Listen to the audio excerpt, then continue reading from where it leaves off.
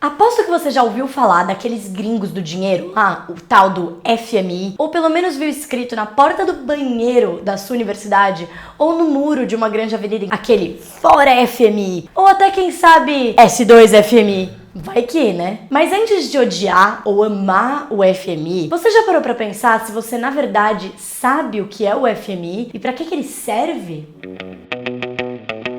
Olá, meu nome é Raquel, eu sou editora do site Terraço Econômico e eu tô aqui para falar com vocês nesse vídeo sobre o Fundo Monetário Internacional, ou para os íntimos, o FMI. Para entender de verdade, verdadeira, o que é o fundo, a gente precisa voltar lá para o século passado, para a época lá do final da Segunda Guerra Mundial. Depois de 2 longas guerras, os países envolvidos, principalmente aqueles que perderam, já estavam bem cansados de brigar, totalmente destruídos e com a economia num caos. Foi aí que vários países decidiram se juntar e criar instituições multilaterais, ou seja, que tinham vários países juntos em torno de objetivos comuns. Eram o desenvolvimento econômico, o fim do conflito armado entre os membros e a prosperidade, ou seja, o fim do caos e uma vida divas. Será que a gente consegue ficar de boa?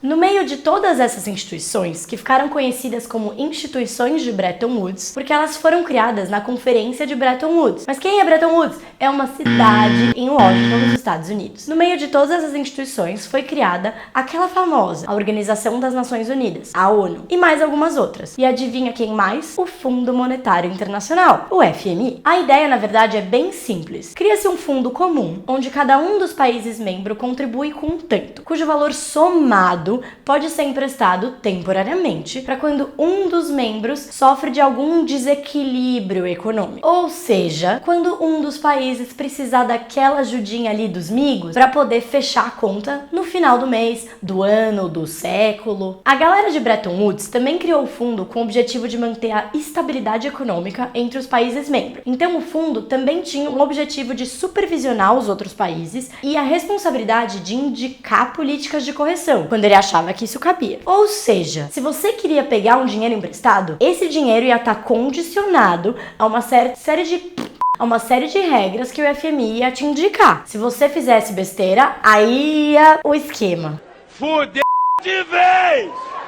Hoje, o FMI tem muito mais do que os seus 29 membros originais. Hoje ele tem 188, mas ele na teoria continua funcionando de acordo com aqueles princípios básicos. Hoje o fundo também funciona como um enorme centro de pesquisa, o Think Tank, se você quiser ser mais chique, com muitos especialistas de diversas áreas que estudam sobre economia e desenvolvimento econômico. Estudos de todos os tipos, por exemplo, relacionados à política monetária, política fiscal, educação, e eles não são usados só para nerds como eu ou você que vê o Terraço Econômico, mas também como base para o desenvolvimento de políticas públicas em diversos países. Bom, parece tudo lindo, né? Mas então, por que será que tem tanta gente que odeia o FMI com tanto afinco? Eita porra! O FMI, como instituição, defende determinados princípios que são julgados por seus pesquisadores e especialistas como o melhor caminho para se atingir o desenvolvimento econômico de longo prazo. Normalmente, os países vão procurar o FMI quando eles já estão no auge de uma crise, ou seja, eles precisam de uma ajuda externa, de um fundo internacional, porque eles não estão conseguindo resolver a crise fiscal, o problema do desequilíbrio monetário e econômico que eles têm no seu país, sozinhos. Então, a gente conclui que todo país que procura o FMI está em crise. Faz sentido? Tá. Diante dessa crise, o FMI, como instituição, ele defende alguns princípios básicos de economia, que ele entende, via pesquisas e especialistas, que são o melhor caminho para esse país atingir uma estabilidade econômica. Esses princípios incluem, por exemplo, responsabilidade fiscal. O que significa isso? Um país não tem que gastar mais do que ele arrecada. Redução de subsídios setoriais. O que significa isso? Significa, por exemplo, dar desconto do imposto para uma empresa específica ou para um setor específico, tipo automobilístico, em detrimento de todos os outros, porque você julga que esse é, sei lá, melhor. O FMI entende que isso é ruim porque você vai criar distorções na economia. Você tem um setor que paga muito menos imposto, ele vai ser muito mais protegido do que todos os outros setores que são tão importantes quanto para a economia. Mas acho que que já deu pra entender, né? Que um paga menos, acho que o outro paga mais. Outro, por exemplo, é manter uma constante avaliação de políticas públicas. Por exemplo, se você resolveu dar subsídio para um determinado setor porque você acredita que ele vai fazer inovações, depois de 5 anos, vai lá e avalia. Ele tá fazendo mesmo inovação?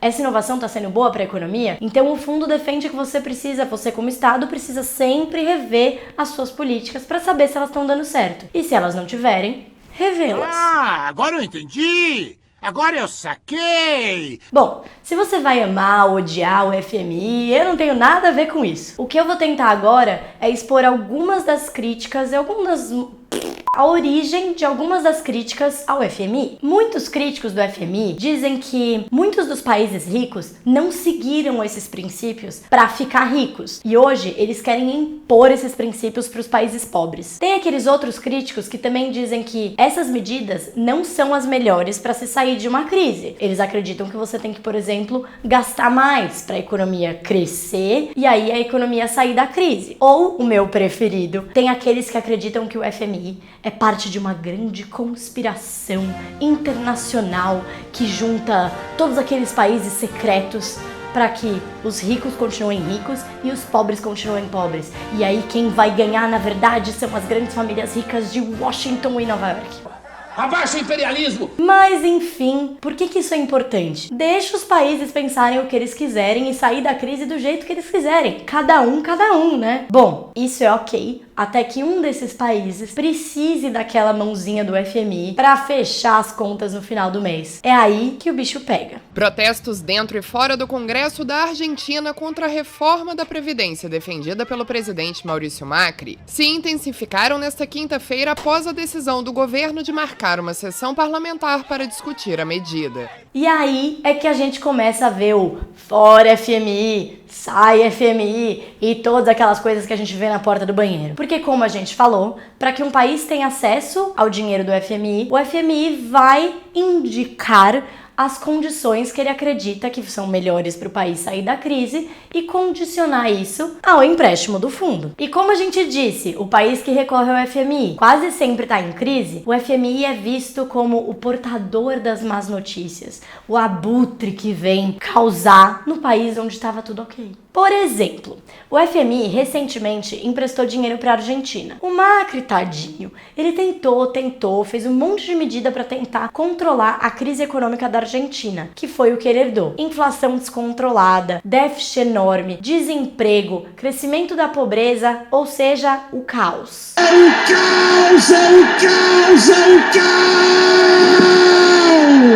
caos! Na visão do presidente, era importante pegar um empréstimo no FMI, ele precisava desse empréstimo.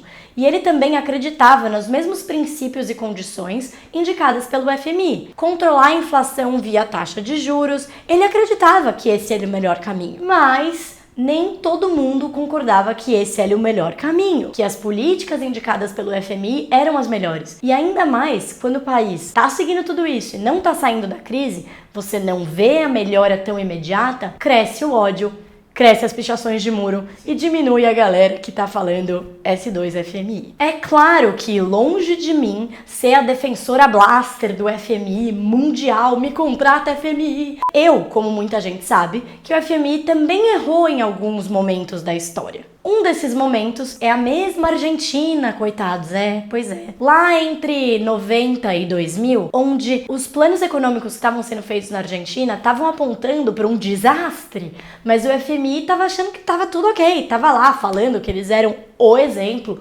vamos todo mundo seguir a Argentina. Até que a Argentina caiu no buraco de novo. E aí eles tiveram que falar, de fato, a gente errou. Errou! Mas, como a gente falou no início, o FMI também é um centro de pesquisa. Os seus especialistas e estudiosos estão sempre revendo e estudando e tentando indicar o que é o melhor para um país atingir o desenvolvimento econômico. Mas, como eu digo sempre aqui, a opinião é sua. A gente não quer te dar ela pronta. A gente só tenta passar as informações necessárias para você formar a sua opinião e não repetir aquilo que está escrito na porta do banheiro ou muito menos num vídeo do YouTube.